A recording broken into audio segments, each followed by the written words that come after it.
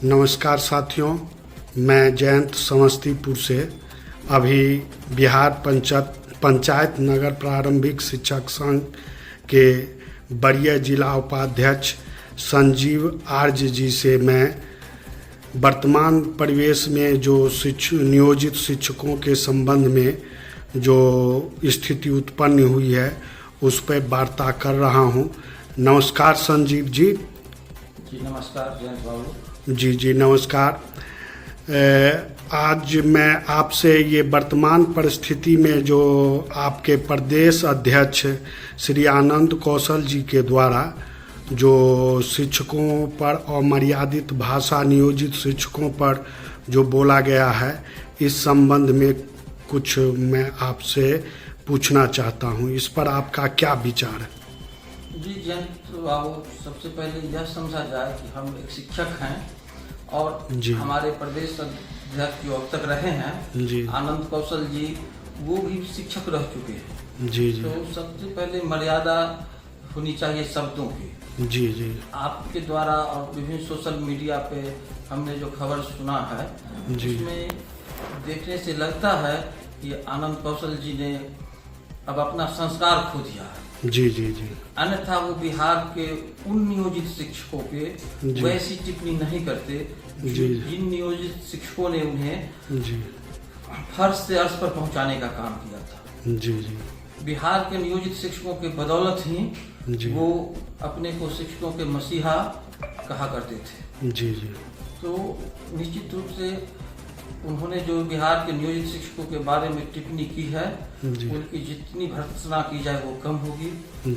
और एक खास करके एक शिक्षक नेतृत्वकर्ता से ऐसी कभी उम्मीद नहीं थी। जी, और अभी जो वर्तमान में उन्होंने अपना त्याग पत्र अपने टीम के साथ दिए हैं, तो इस पर आपका मंतव्य क्या है? संगठन से जो त्याग पत्र दिए हैं, इस पर आपका क्या मंतव्य है?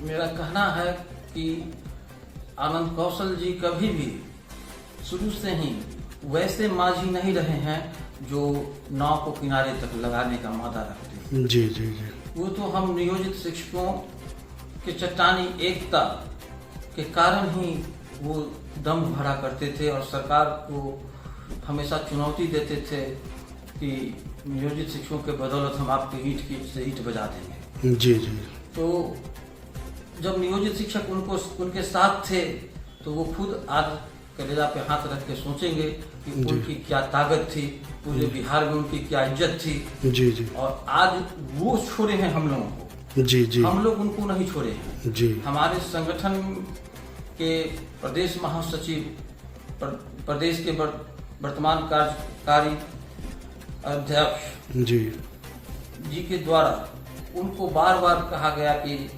पटना में संत रविदास आश्रम में बैठक है, आप सादर आमंत्रित है। मगर वो कुछ मंशा पहले से ही पाले हुए थे जो आज उजागर किए हैं। तो इसके कारण वो बैठक में नहीं आए। और बिहार के नियोजित शिक्षकों के साथ उन्होंने छलावा किया है, धोखा दिया है। बिहार के नियोजित शिक्षक उनके झांसे में अब आने वाले नहीं है। वो देख लिए हैं कि ये वैसे रंगा सियार हैं जो समय समय पर अपना रंग बदलते रहते हैं, मौसम की तरह वो बदलते रहते हैं। तो हम बिहार के नियोजित शिक्षकों को कहना चाहेंगे, और आज जो वो एक संगठन का नाम दिए हैं, उस संगठन की वो अब राजनीति करना चाहते हैं। वो चाहते हैं कि विद्यालय अध्यापक HT विशिष्ट उनको झांसा दे। तो वैसे शिक्षकों को भी हम आगाह करना चाहते हैं कि आप उनके झांसे में न पड़े। भूदान आंदोलन के प्रणेता विनोबा भावे कहा करते थे कि आपका भविष्य इस बात पर निर्भर करता है कि आपका नेतृत्वकर्ता कैसा है। तो आज वो जिनके लिए वो संघीय राजनीति करना चाहते हैं उनको भी सचेत होने की जरूरत है कि जो नियोजित शिक्षक का नहीं हुआ वो किसी का नहीं होगा। कल आकर परिस्थिति बदलेगी, वो उनको भी गच्चा देके वो निकल की मक्खी की तरह निकाल करके बाहर करके फिर अपने वो संघीय राजनीति की आड़ में जो वो शिक्षकों का शोषण दोहन करते हैं, जी। फिर वो बाज नहीं आएंगे। जी जी। तो ये संत रविदास आश्रम में कब बैठक हुआ था आप लोगों का?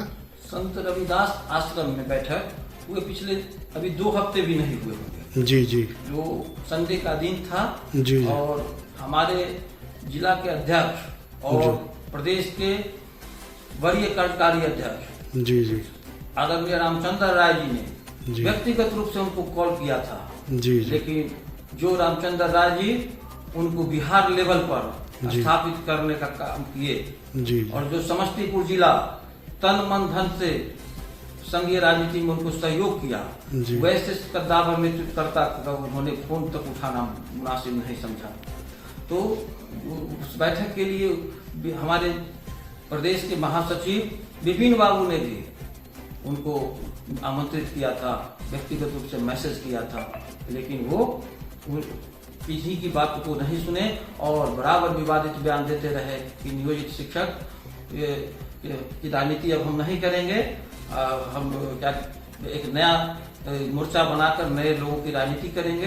तो अब उनका मन हमारे साथ नहीं अगर है तो हम लोग उनको तो जबरदस्ती अपने साथ रख नहीं सकते हैं जी। और हमारे साथ जो भी लोग हैं वो उनके चाल और चरित्र के लोग नहीं हैं कि एगो आदमी एक से क्या कहते हैं दुलकी, जिधर देखे दही चुराते ने जाके हुलकी।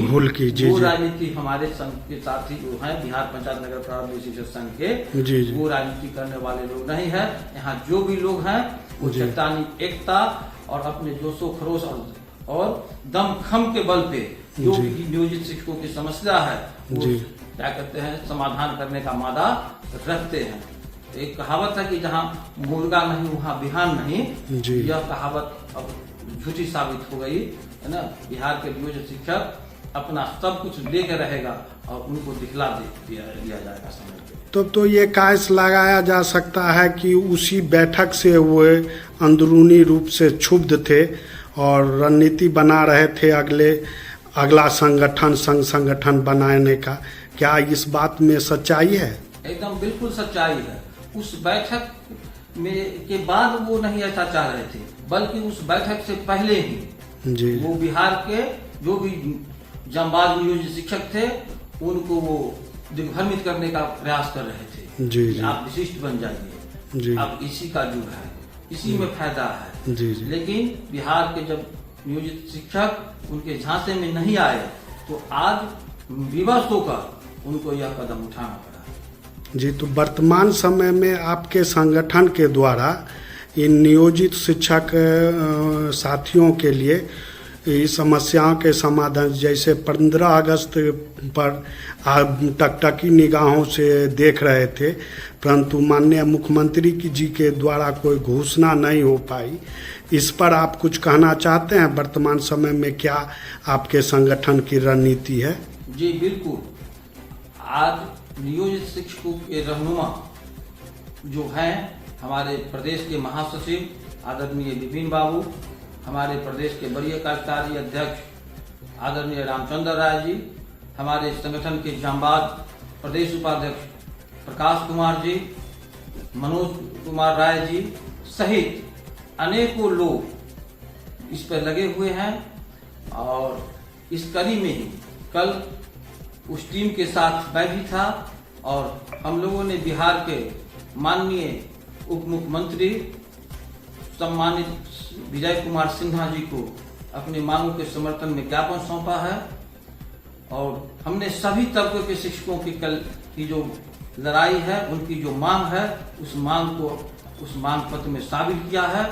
और उसके बाद आदरणीय उप मुख्यमंत्री जी ने तत्काल ही हम सभी के बीच में ही विभाग के प्रधान सचिव, अपर मुख्य सचिव एस सिद्धार्थ साहब को फोन लगाया और उनको निर्देशित किया है कि बिहार के नियोजित शिक्षकों के प्रोन्नति सहित उनकी जो 2020 के नियमावली में देय अधिकार है उस अधिकार को अविलंब लागू करे।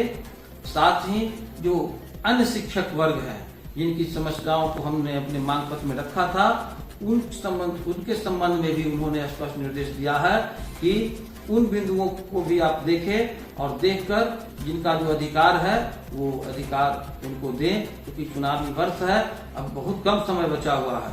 तो हमको लगता है कि माननीय उप मुख्यमंत्री जी ने जो एसएस महोदय को हम लोगों के टीम के सामने निर्देशित किया है, उसका फलाफल बहुत जल्द दिखाई देगा और हमारी मांगों के अनुरूप हमने जो सभी वर्गों के शिक्षकों के जो वाजिब मांग है, उस मांग के लिए जो आदरणीय मुख्यमंत्री जी को ज्ञापन सौंपा है और उनको कन्विंस किया है कि चुनावी वर्ष में ये हम सभी वर्गों के शिक्षकों की मांग को आप पूर्ण करावे, उस दिशा में उनके निर्देश के अनुरूप जरूर आपको कुछ ही दिनों के बाद तो उसका रिजल्ट दिखाई देगा। तो अब वर्तमान समय में आप अपने नियोजित साथियों के संबंध में कुछ संदेश देना चाहेंगे?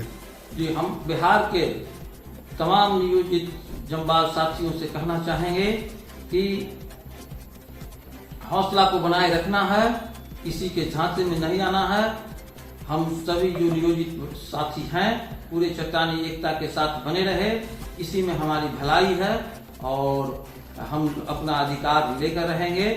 और कहा है कि जो सरजनून जब कर देंगे जिंदगी के नाम, तो बड़ी बड़ी तूफानी हस्तियां भी झुक के करेगी सलाम।